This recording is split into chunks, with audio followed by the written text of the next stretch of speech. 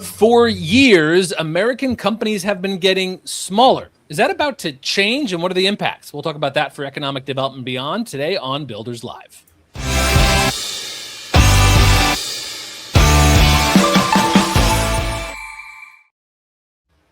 Hey, I'm Chris Wink. I'm the co-founder and publisher of Technically, the news organization with a community of technologists and entrepreneurs. Going back decades, before pandemic, before AI, American firms were on the whole getting smaller by both median and average. Lots of big, giant companies existed, and a lot of Americans worked at them, but lots more of super tiny ones, even ones with 1 to 4 employees. It was the middle that has been hollowing out. That's continued in the last few years of an entrepreneurship boom. There's lots of talk about whether AI has anything to say about this, whether this is good or bad. How does it change economic development strategies? I want to get to that on this month's recording of our Builders Live podcast. So as always, I am joined by my co-host, Victor Hwang of Right to start, Taylor Eubanks of BlendHQ, and Rae'Mah Henderson, an organizer and startup investor in Alabama. Rae'Mah, Taylor, Victor, thanks for being here. Awesome to be here as always, Chris. We got the whole band back together. It's been a few months. Yeah, it's been months. We've had the tech difficulties we've pushed through. All right, so you have the setup of what we're going to talk about live, but as always, let's set the groundwork with what we're seeing around the country. I want to hear your ecosystem bright light and warning. Taylor, I want to throw to you first, but as always, I want to hear from each of you what's something that you're seeing in ecosystem building around the country right now that gives you hope and optimism. Ooh, starting with me. So the Midwest startup rankings has been all the rage out this way. So unpacking, understanding, so many people are seeing it for the first time. I'm looking back at previous Excel spreadsheets. So really just unpacking and understanding what all those metrics look like has been so much fun, and getting a lot of engagement around data just always makes me excited. So that's my thing. Love it. Great answer. Rae'Mah, you want to throw? I'm going to throw out one. I'm going to throw out Martha's Vineyard because apparently the experience was top tier this year. And I'm speaking actually from FOMO because I was not there. I will be there next year. But a dear friend of mine has just gushed about how he got to meet Malia Obama. So that's my bright light, and excited to be in Martha's Vineyard next year. Shout out to Malia. And actually say a little more about that for those who don't totally get the full context. Martha's Vineyard, famed hobnobbing of the wealthy year round, but in the summer it's become a concentration of Black investment wealth and organizing. Say a little bit more about that context of why Martha's Vineyard. Yes. And I think, so basically, a lot of people travel in. I think a lot of it is centered around the film festival, but it grows into venture and it spreads into energy and how people are thinking about AI and entrepreneurship. And so about 2 weeks of just fun and excitement and learning and seeing how we're trending things for the future. I was there myself for the first time last year, and I was really inspired with a lot of the historical organizing that had taken place in Martha's Vineyard, and beautiful to see what's continued on. Victor, what's your bright light of the moment? As we've talked about in previous episodes, my organization launched a campaign called America the Entrepreneurial to help celebrate the entrepreneurial spirit and renew the entrepreneurial spirit in America for the next 250 years and to engage all Americans in it. We have announced that we've had over 114 mayors that have signed up across America, and still growing. It's growing every day. And 2 of those mayors, in Fort Worth and in Green Bay, Fort Wayne, Indiana, and Green Bay, Wisconsin, have announced their own versions of this, and the mayor's done press conferences. So there's Fort Wayne, the entrepreneurial, and Green Bay, the entrepreneurial, where the mayor hosted press conferences. They had media there. They brought entrepreneurs in to help them celebrate and provide food, and it's just shouting out Fort Wayne, Indiana, Green Bay, Wisconsin for really being mayors that have been out front and celebrating the entrepreneurial spirit and America the entrepreneurial. I love that. I'll do one that's kind of similarly institutional, which isn't always my contributions either. 2 very different states, but on my mind as I was looking at some reporting we technically have done. Our most recent expansions that technically are Louisiana and North Dakota, 2 very different states, but what they share is a heavy reliance on oil and gas extraction.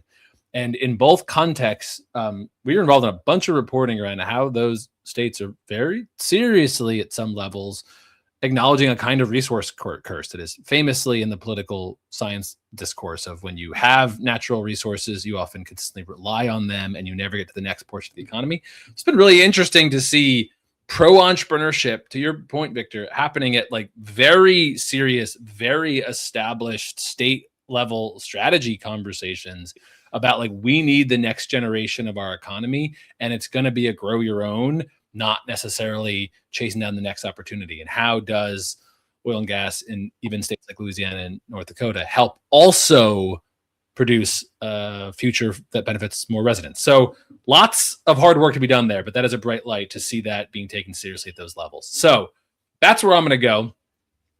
Let's dig in. I actually feel like I need transition music now, but after the ecosystem, bright lights. You got some good hard rock music, like intros and outros. So I might need to find a mental note. I'm going to find a little like transition segment. That I'll do like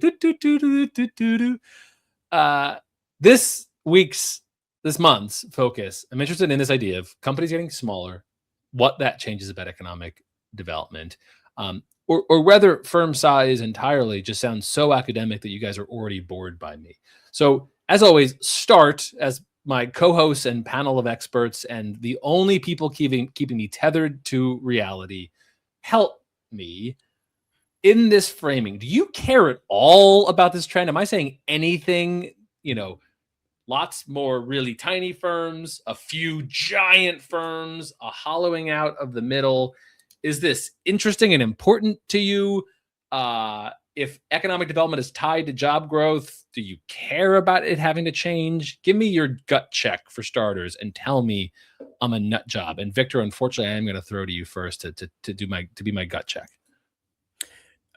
I think it's an all the above issue, which is you need big firms. They provide infrastructure for a lot of things in our lives, financial infrastructure, logistics infrastructure, operational infrastructure. And so many small emerging firms rely on the big firms. So of course you need big firms. But the data show that the economy has shifted towards big firms a lot in the last few decades. And I think fewer and fewer people have exposure to the idea that you can even start your own thing, and know people, like half of Americans actually work for a business that's actually a small business compared to a few decades ago. So people don't even see it as much, and it's become less and less something you directly have exposure to. But you also want someone who's got the ability to start something on their own and build it in their basement or garage and then grow it over time, and have the optionality in life. So I think of it as a process and a journey. You want people who can start small and sustain and grow over time, and you want people that have built institutions that can support that process. I think of it like a giant circle of life, if you will. And the entrepreneurial circle is like that, right? You want people to be able to start and grow, and as big companies get old, they start to shed things off, and but you give people the optionality and freedom to start new things again. That's much easier said than done. But I think the system has tilted a lot towards the big in the last few decades. And what we need to do is to give people the freedom and the optionality to choose and build what they want, their own version of the American dream, not what someone else says. Well said. And right to start has some fresh polling that I'm going to come back to in a sec that will tell us a little bit about how people view that. But I want to roll to Raymond Taylor first, dig in on this point. Rae'Mah, let me come to you on the organizing, talking, engaging with entrepreneurs in Alabama and otherwise. Does employee count even show up? Does this mean anything to you? And it's okay to say no, but those entrepreneurs at our meetup, one has 100 employees, one has 5, one has 2, one has none. Does that mean anything to you, or am I scratching an itch that for you as an organizer means nothing? I know, I definitely think it's meaningful. And I think especially, even within my role at Innovate Alabama, we always are kind of focused on, before even the investment thesis, more so like the Alabama narrative. And a lot of times head count, employee count is heavily included in that. And I think when you speak to the hollowing, it's reminding me of this term that I've been hearing a lot lately at conferences, which is like this silver tsunami that is coming, where we're going to see a further hollowing of the middle with all of these small firms, small businesses that are being acquired heavily by these larger PE firms. Yeah, that's great. We might actually come back to that. That's an interesting, Raymond does show up. Taylor, I'm picturing you both in your seat as having in the past sat in a kind of traditional economic development seat in a state, but also had ecosystem building experience. I wonder how much you ever really interface with the idea of this work was tied to these jobs. And so do you does that math change or matter at all? Or is it like, this is an academic exercise that didn't mean anything to you as a practitioner? Yeah. So I think that's really interesting because it meant a lot to me. Because it meant a lot to the individuals that I was reporting to, right? They saw small business as donut shops, laundromats. But I was like, okay, but also that biokinetic and toxicology company down the road that has 42 employees that brings millions into our state is also a small business too. So like really being able to translate, what is the goal? Yeah, we start them, we then grow them. They're still under our umbrella. They're still something that we have and do care about. And as we're bringing in these major corporations, we're looking at CapEx, we're looking at all these big, pretty numbers, jobs created, all of that. But in most of those states, over 50% of the population is employed by small businesses, right? Definitely is the case here in Kansas. And how can we incentivize and promote and support those donut shops and laundromats? Not in the same way, because that'd be wild, it'd be cool, but in a way that is both intentional and matters to them. And so that's really how I've seen it on both sides. And I love this silver tsunami point that Rae'Mah brought up. My dad and I actually just finished taking Kauffman Fast Track together. My dad's been an entrepreneur for 45 years, multi-generations. I found a photo of him at 5 years old, standing in front of my great grandpa's truck. It says Eubanks and Sons across the back. Really sucks to have daughters after that, but I digress. And at the end of Kauffman Fast Track, my dad says, I think I'm going to pivot. I have so many friends that are all in their 70s like me, and all of us have mid-sized businesses, and we all are looking for an exit. None of our children are following suit. None of them are doing what they're supposed to do and take over our business. But that's what they did. So they're all assuming that we are going to. There's a lot more options now. The economy looks so different. And so he's starting a meetup quarterly to just get some of his friends together and share what their businesses are. And so I think that silver tsunami is a really important topic to think about when we're thinking about maintaining and growing those mid-sized firms. It's really interesting. Yeah, I mean, and also Kauffman Foundation or the Kauffman Fast Track program will greatly appreciate your testimonial, Taylor. So well. It was a good experience. That's great to hear. Yeah. So then maybe let me linger for a sec. That's a great, it's kind of a great example here of what I'm trying to get at, I think.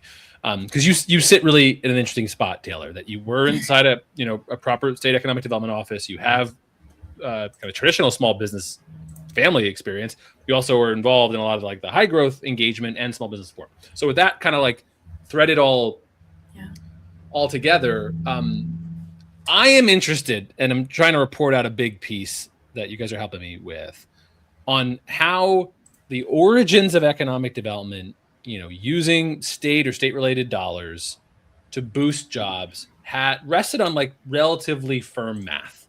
There was a like, this is how those future, that income tax will come back to us. That sales tax will come back to us. So we can put this money in and we'll get it back later. And decades of research and a lot of people put a lot of work into that like foundational of here's how we justify workforce development programs, pro-entrepreneurship strategies.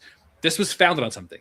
It feels like it could be breaking under our feet as revenue per employee changes a lot. And this has been happening since the internet came around, that as you were able to grow faster, certain firms meant that they could grow with fewer employees. And then the prediction of how valuable that job changed. That's why we got to a lot of like multiplier effects research as we try to say, all right, that job gets us other gains. I wonder, Taylor, did you feel or have you seen like this breaking down of the old, the broken math of economic development and how we are all swimming in this path to try to justify a pro-entrepreneurship strategy that might require new metrics? Are there different metrics that come to your mind rather than head count? Or talk to me a bit about what you, from your vantage point, think about this shift that we know we're living through. Yeah. When I was reading the question, I kind of chuckled to myself. I immediately started writing down, okay, what are my talking points? Okay, my commerce hat went on, right? How do I, you used the word to refer to me earlier, proper, which I loved, but how do I properly answer and address this question? But I really think that, yeah, it's not understood well. It's not put together well. And I don't want to call economic developers or, my peers ill-informed or anything, but right, we're looking straight at payroll. We're looking straight at that number. We're looking at things that go into the annual reports. We're looking at jobs retained, capital investment, new payroll created.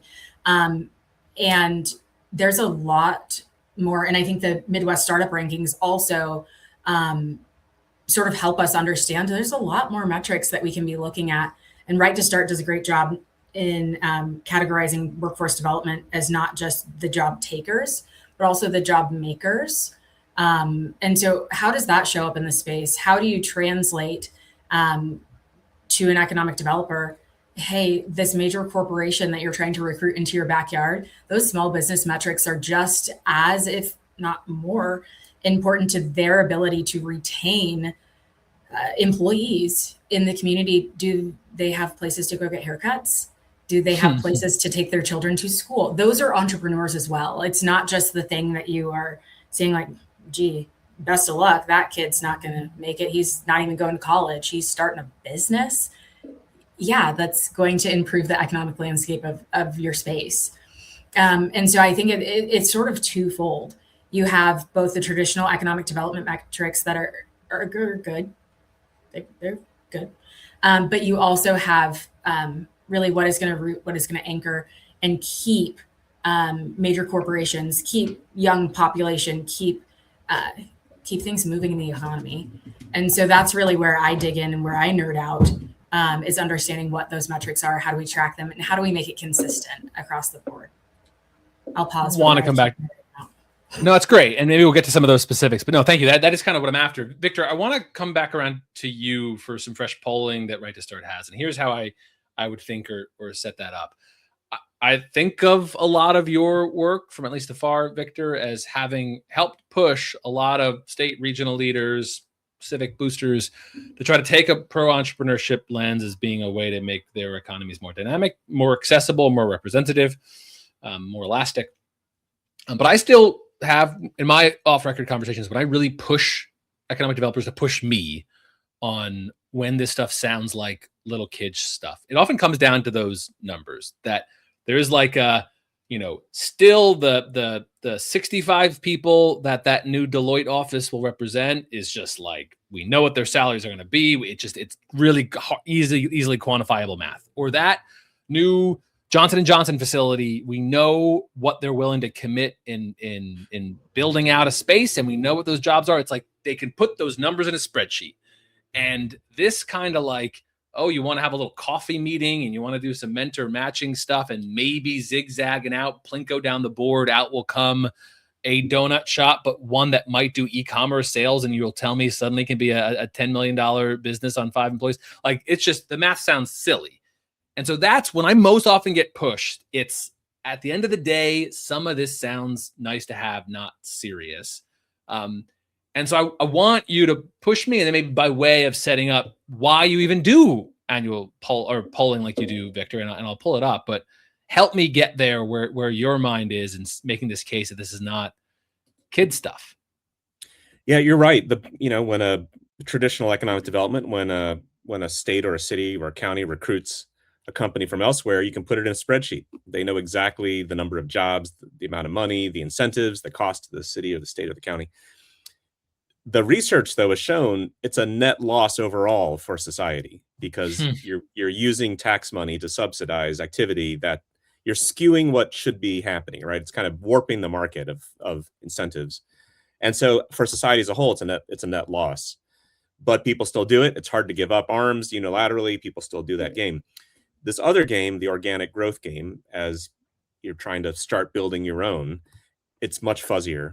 And so how do you track that? And so the challenge has always been, how do you go from someone with an idea on a napkin in a coffee shop to actually hiring people and building jobs. And so what we're doing at Right to Start is building a connection between that whole cycle to look at the whole thing. And so as a first part of it, we just announced this new survey. We call it the American Entrepreneurship Survey. This is the first part of a whole series of data we're going to have called the State of American Entrepreneurship. And so you can see it right there. The State of American Entrepreneurship Survey. This is year one of this. And as part of this effort, we actually polled Americans on the environmental conditions in America. What do they think about the conditions? Are they thinking of starting something? And what do they think about all the different barriers that are in their way? And so what we found is that Americans are actually still very deeply entrepreneurial. Among people that have not already started a business, 69% say they're thinking about doing it. Of those people, 42% say they're likely to do it in the next 2 years, and 39% say they're likely to do it in the next 6 months. So there's very much this strong entrepreneurial energy that people really want to start and do something, but they feel like the conditions are not good. 39% of Americans, a pretty good number, say the current conditions to start and grow businesses are bad. And so if you take that as a backdrop, Americans have very strong entrepreneurial ambitions. They feel the conditions are bad. Only 42% of them who thought about starting think they're going to do it in the next 2 years. So there's this huge gap between aspiration and action. So overall, there's a lot of opportunity, which is people still want to do, they want to start, they want to build things, but they feel like there's a lot of headwinds. And we can go into specific headwinds as well. We actually look at things like, we actually ask about economic development. We don't use those terms, but we ask, do people feel like new businesses in their states have equal access to government resources and support as large established businesses do? Only 28% of people feel that. So of course that goes into economic development and the subsidies that are available for large companies. And we ask people about the cost of registering a business, about managing paperwork and red tape, about healthcare, childcare, and capital access. And it ends up, it's a small fraction of people that say the conditions are good for that. They feel like all these things are headwinds for them. And it was kind of our thought that it really is a 360-degree problem. It's not one thing. Most Americans feel like the conditions to start are not good, even though the entrepreneurial dreams of Americans are still very, very deeply embedded in our DNA. So let me give you the obvious pushback, which would be we're on a 6+ year tear of business formation. And you know what? I bet a lot of people when polled would say running a marathon is hard. That is just also describing a difficult system. So how much does the starting already been solved for, Victor? The data seem to show it, and we should be all focused on the growth. Tell me a little bit about how you think of that. Well, the starting had nothing to do with the conditions that we create. It was post-COVID. A lot of people were kind of thrown out. They did a lot of reflection. They were thrown out of old jobs. It was like a big shaking the snow globe moment in American life. The system, our policies, our governance, the barriers that are in the way are still the same 2026 as they were 2019 before COVID hit. And so we have people trying to build 21st century businesses in a 20th century industrial era system. So we need to catch up. And I think that's a big part of our challenge is because you see these people starting, there's an assumption that the system itself must be fine. But if people are actually starting despite the system, they're doing it because a lot of the digital tools and COVID really shook up life. But that doesn't mean the system is good. And that's what this data shows, that we can do way, way better than we currently are. And that point there, Victor, harkens back to maybe a recording of ours maybe 1 or 2 months ago about this kind of treacherous moment we are in that entrepreneurship, that some of those entrepreneurship gains we have are necessity entrepreneurs, some of whom are in desperate circumstances. And we have a real kind of K-shaped entrepreneurship boom as we technically have reported. There is absolute spectacular growth in total transformations of economies and people's lives. We also have people who are using entrepreneurship as a kind of safety net, and both are happening and both are true. So let's perhaps get back to more of that polling, Victor, but thanks for that. Taylor, I guess I want to come back to you and then I'll roll over to Rae'Mah, but I'm coming back to you, Taylor, given the role you've had. Like, how do you think economic development is really sitting with pro-entrepreneurship? I love what Victor said, that the data could very easily mask this work. You could very easily say, what do you mean? Entrepreneurship is doing great. Look at our numbers. We're up a ton.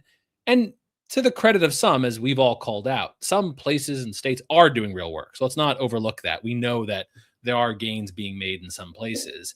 But to speak really glibly or broadly, Taylor, do you think, how confident are you in places looking at this data the right way, seeing some bright lights in spite of the work, but really some other challenges that still need to be addressed? Do you think your peers in economic development are taking up arms in the right way?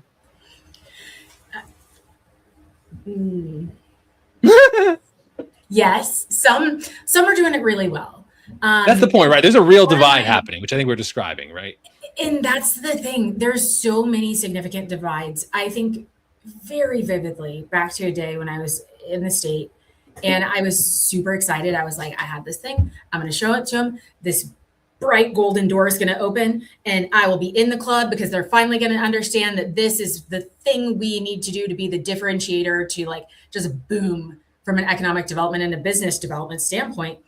And the feedback I got was, sometimes when you talk, people don't really know what you're talking about.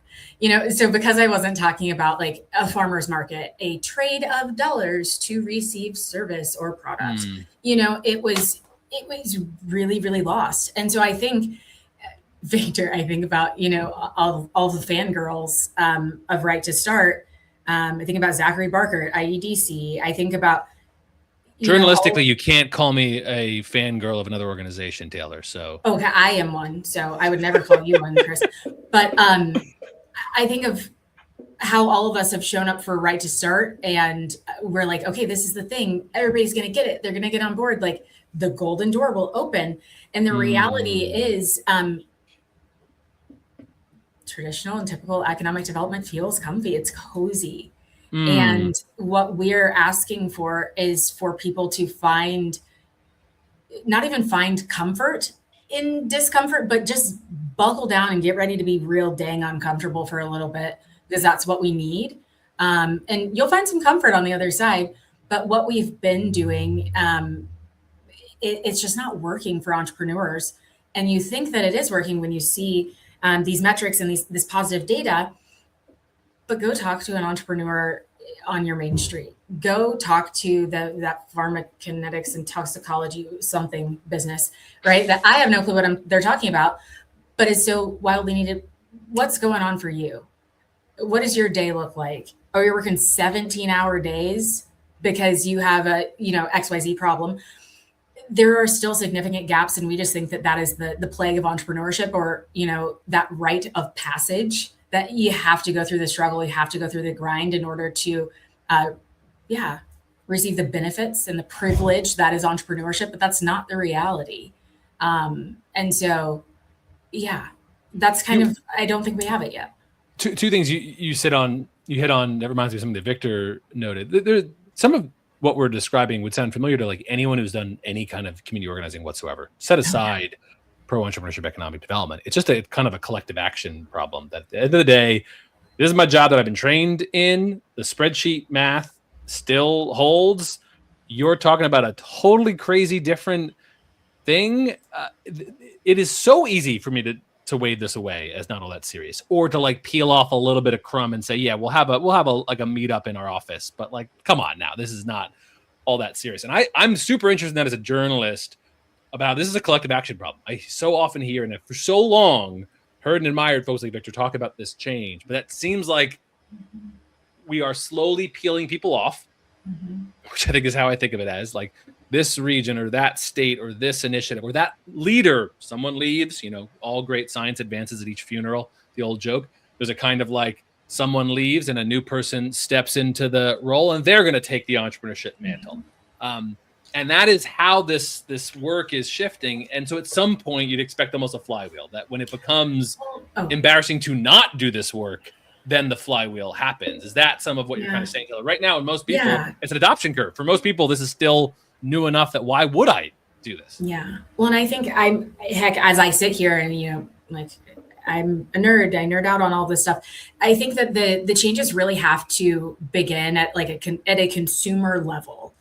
And I think even of myself, I'm about sorry, Mom, if you're watching this, but like I still go in Target sometimes. There are these places that, I know I could go buy my almond soap at the farmer's market on Saturday, but it also could be here in the morning from Amazon, and so starting with our economic developers and these people that have jobs to keep, have, hey, take this huge risk with us. I swear it's going to pay off, right? So that it has to start at a consumer behavior level, or doesn't even have to start, but it has to include mindset shifts there away from just that convenience, the quick action, right? Where's my small business that it might not be as fast as Amazon, but it's just as impactful? And really putting the prioritization of impact and experience and all of that over convenience, we can start to model those behaviors that we're hopeful that the economic developers, the policymakers will see. And you kind of started alluding to it, Taylor, that your own career arc represents some of this, that, in some sense thrust into entrepreneurship. And then there was a moment of, I don't want to do this. Oh, wait, I do. Right. Is that fair to say? Yeah. Growing up, I actually talked about this yesterday in class. I'm in an entrepreneurship class every single Tuesday at Omni Circle Group in Kansas, Topeka, Kansas.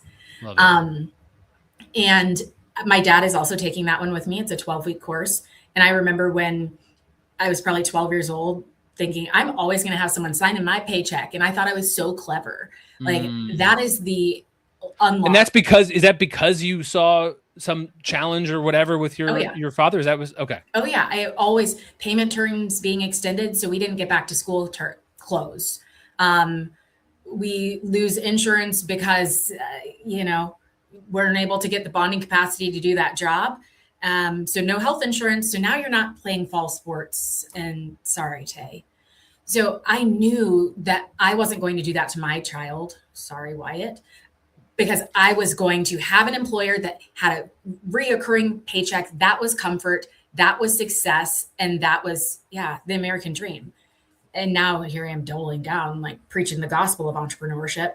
But it was the dream through my very narrow lens of just the negative experiences of entrepreneurship. Super profound. Rae'Mah, I want you to pick up this thread in a second, but I want to call out to like what you hit on is like, for one, in literature, we know for lots of people, for certain circumstances, that W-2 salary might be the best thing for you. And we should never dissuade that, right? You should only do entrepreneurship if you really want to. The point that I've always heard this community say is we want everyone who wants to feel confident that they can. We do need employee 2 and 5 and 10 for many organizations. Those are incredibly important and noble roles. But you hit on it, Taylor, that like we want anyone who could or can to have the opportunity and confidence to do so, because there is a lot of risk, but there's also risk, as we've learned, taking the W-2 job. You can be laid off in a second. Victor, you and I have talked about this a bunch. I, in my 20 years running a company, have had those moments where I couldn't get a mortgage or whatever because I was self-employed, and I would have this fruitless debate with this poor middle manager banker where I'd say, I control my fate more than if I was an employee. I know what my cash reserves look like at my company. I know if I'm going to still have a job. I wouldn't if I worked for a large firm, but the system was very much structured against that. And I was very much discounted because I was self-employed. And that was a long personal journey for me to learn about that. That's probably a whole other tangent, because I want to route to Rae'Mah, and then I want to end with the big thing that could change a lot of this stuff. But Rae'Mah, when we look at the data, when you dissect, how come there are so many more American starts now than we had pre-pandemic? The biggest group, it's all the groups that weren't starting a lot of companies before are doing it now. Young people, black women, Hispanic women, black men and Hispanic men to some degree, even tribal communities, rural counties. It's basically everyone who wasn't has had a real pop, sometimes from a very low base, not all for the same economic gain, sometimes for flexibility reasons, what have you. Some of this chunk was young people who were forced into it through underemployment. Some of that is from a past episode. But this kind of necessity entrepreneur, someone under 30 or 35 years old, makes up a big chunk of those who've started firms. Talk to me a bit about, are these friends and peers? Do you have people in your mind who come to mind? What's the mindset right now? Are they trying to grow the biggest company ever? Are they just trying to hang on? Give me some of the, like, your view from the ground of friends and peers in that situation. Oh my gosh.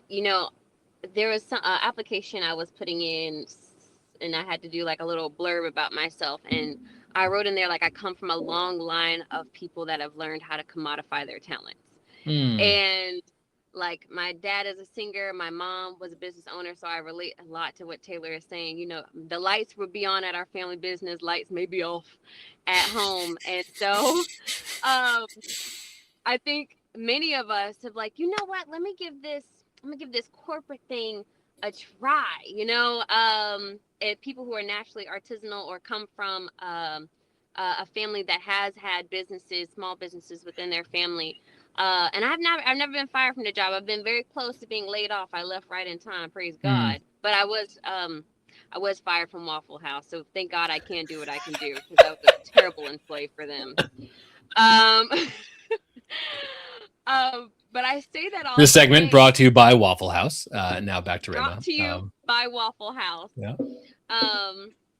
I say that all to say, even as myself, somebody with a full-time job, I often think about entrepreneurship, and I think it does come from more so just a means to survive. And so I think it's really good when you say, like, necessity entrepreneurship. And I think a lot of times people forget their talents in order to go and work for these companies. And so then there's almost like a remembering when the need does arrive and they need to find more ways to make money. I did makeup for 10 years. And I know if I need $50 at the drop of a dime, I can at least go and do somebody's eyebrows. So I think that's where we see a lot of this boom happening, especially when we look at inflation, or just like, we look at even trends. I don't know how on TikTok you are, Chris, but, there was a big moment for the soft life era. Okay, that's good. There was a big moment for the soft life. Even for the men, they came out with their own soft life thing. It's called the drizzle movement, where the men want to live their own soft life. And so in order for life to be soft, you need money. And so I think a lot of the things come from, like, how do I access comfort? And like Taylor was saying, access stability, access lifestyle. I think we all have these running vision boards in our minds. And a lot of times I think people are just realizing, I do have a fallback, where whether it's working for DoorDash or whether it's barbering on the weekends, washing cars. I have a little cousin. She has a laundry business, and I'm grateful for her. So yeah, I think it's also really interesting that I was a part of that generation where it was like everything was now a coding boot camp, and you could learn how to code and make $50,000 a year. And I was like, yeah, that's what I need to do.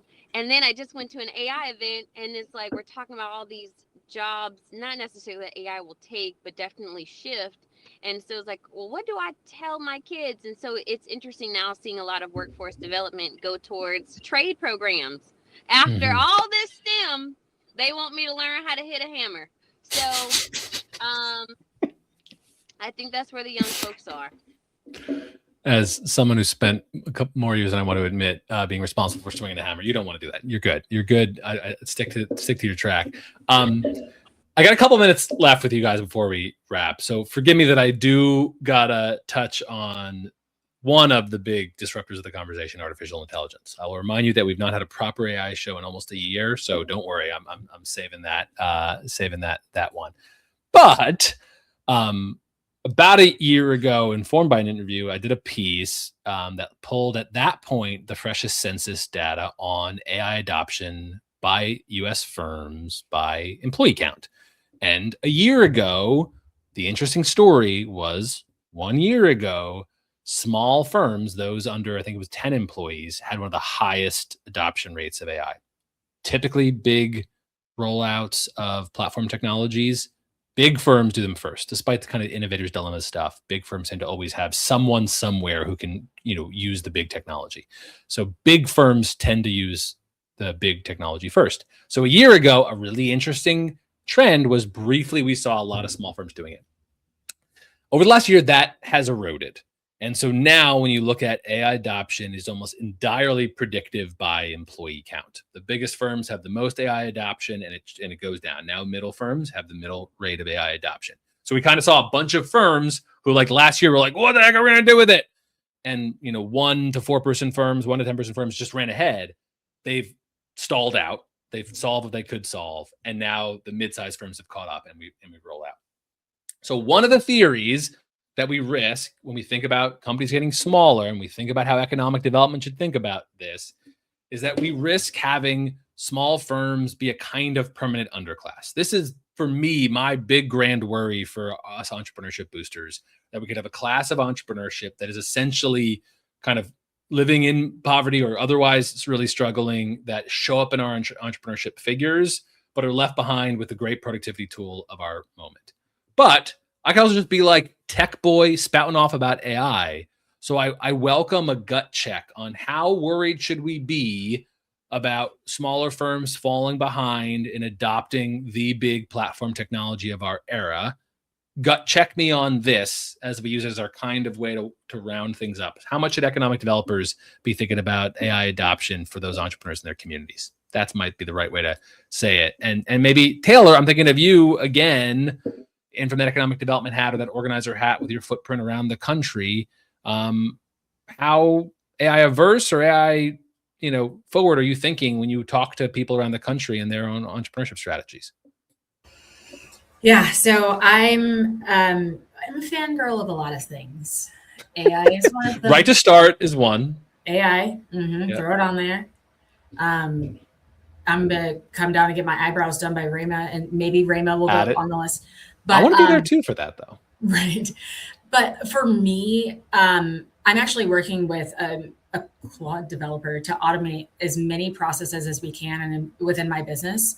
It's called the Chronic CEO. So as a person with disabilities, one of my biggest fears starting my business is my workforce to being like, man, she's got ADHD, but like in a bad way. Not in all the best ways of like, wow, we get a lot of like ice cream cards. And so really leveraging AI to encompass and capture so many different populations and groups and markets, and also reduce those 17-hour days. You will not see me on a hustle or a grind or none of those things. I'm living my, what do we call it? Drip drops? Rae'Mah? Drizzle for the fellas. Drizzle. You got to catch up, Taylor. Soft life. I'm doing all of that. I also don't have a TikTok because I'm a true millennial. But for me, it's like, how do I work smarter, not harder, as I'm building this thing? And then turn around and make sure that I'm telling the other entrepreneurs. So I tell everyone, hey, what can we automate? It shouldn't actually be that hard. If there's a problem, someone else has had the same problem. Let's not recreate the wheel. Let's learn from that and scale. So that's really how I approach it. Rae'Mah, I want to go to you because I want to close out with Victor on a broader point. But here's what I got to think to you. Americans do not like AI. Polls very poorly right now. So if you're talking to that entrepreneur, that new starter, or the ecosystem organizer, in another state who's wrestling with, perhaps they are someone who detests the origins of this trade or don't like what it's doing, what's your counsel? Is you're like, yeah, same, or do you have a signal for them? What's your take? And I'm going to pull up the chart showing the declining use of small business of AI. So I'm on the cusp of being a millennial, but they lump me in with that Gen Z folks. Apparently by the year I was born. That's where you should sit. Whatever. But we've been called a very sassy, very lazy, very opinionated generation. However, I think my advice would be is the fact that we've raised a very bold, very courageous generation focused on meaning and authenticity, and who happens to be very artisanal and wanting to create things with their hands, create things digitally, create experiences. So I would say that within this AI renaissance,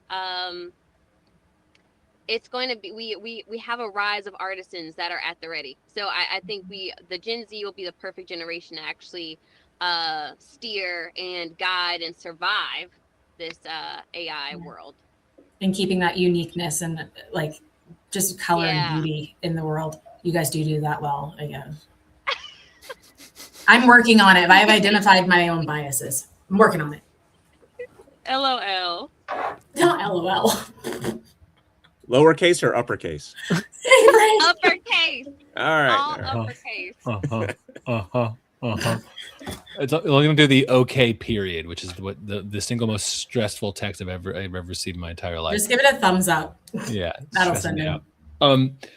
Victor, entrepreneurship has lots of gains that we have cited endlessly in this podcast in many forms, but we've talked a lot today about for the individual flexibility and soft life paths. But the societal one that has always lit me up is we just need a bunch of people out there solving problems. That's kind of how our society has worked, is just take a giant spreadsheet of problems and we kind of want our best and brightest go and chasing whatever the next big problem is. And so the promise of lots of new starts in the historic research looking backward is that new starts are supposed to give us more new solutions. Do you look at a chart like that of some of our new starts, some that are right now on the smaller side, falling behind an adoption of this big giant platform technology? Does that worry you? Is it just kind of how things play out? You have a little bit of polling on AI use particularly. Give me a little bit of your AI take around entrepreneurship at the moment. Little firms, new firms are the nimble ones. They innovate faster. They come up with new ideas faster. Anyone that's ever worked in a big company or with a big company knows they're like lumbering beasts. They're just slow. They take time. It's hard to innovate in big companies. When they do, they can move, but it takes years to do it. So the little ones are the ones that really drive the agenda. And big companies, they compete against the big ones, and the big ones have to catch up. So it's really important that little firms, entrepreneurs, have the power to compete on a level playing field with the big ones. That data you just showed that AI adoption's less amongst the smaller firms. I mean, I'm old enough to remember when the whole idea of the internet was going to be this great leveler. So every individual was going to have all the power of a big company, that you're going to have, everybody could be a creator, everybody could be equal, information wants to be free, the old Electronic Frontier Foundation saying. And what you find, and this would have been clear to people that, if you just look at history, power tends to beget power, and big tends to beget big. The rich get richer, the big get bigger, unless you deliberately put in breakers into the system that actually make sure that the little guys and the little gals have the power to kind of create new things. And so entrepreneurship is the leveling force in terms of renewal, of creating better, newer things. And so the fact that that's happening, where the big companies are faster adopting AI, is not a surprise, but it also means that we shouldn't rest on our laurels, and we need to continue to feed. We need to feed the little people to make sure they've got the same power. So if you look at all across the internet, all the new tools, they always tend to favor the bigger companies because they're able to put in the money and the time and the talent to figure it out faster. But that means that we have a burden as a society to make sure that we're providing the tools, the education, the knowledge, the resources to help little emerging firms figure it out. And as part of our survey, as you mentioned, we actually do see that AI is still not as great for starting businesses as you might think. We asked people, does AI lower the cost of starting a business? And only 18% of people said yes, which doesn't, it shouldn't be. AI should be able to lower the cost of starting a business. Does AI make it easier for people like me to start a business? Only 28% of people said yes. So that's pretty surprising, right? Because you think, well, AI should be able to help people start businesses. It should be able to lower the cost theoretically. Very few people actually think that right now, which means that the opportunity is great and necessary in helping provide those new tools and learning and techniques to the new and emerging businesses out there. You can't just, if you leave things to the way they are, it's going to be the big companies that use those tools faster and better than everybody else. We have to deliberately push in the other direction to make sure it's a level playing field. Small businesses in the United States have been getting smaller for decades. We're in a moment of riposte with artificial intelligence looming. We're not yet seeing that being the big accelerant that we want it to be. So our message to economic developers and ecosystem builders around the country is we need a pro-entrepreneurship strategy, and don't ignore the platform technology of the moment. Rae'Mah Henderson, Taylor Eubanks, and Victor Hwang, thanks for being here as always. Thank you, Chris. Thank you so much, Chris. Thanks, guys. Bye, Chris. Bye-bye.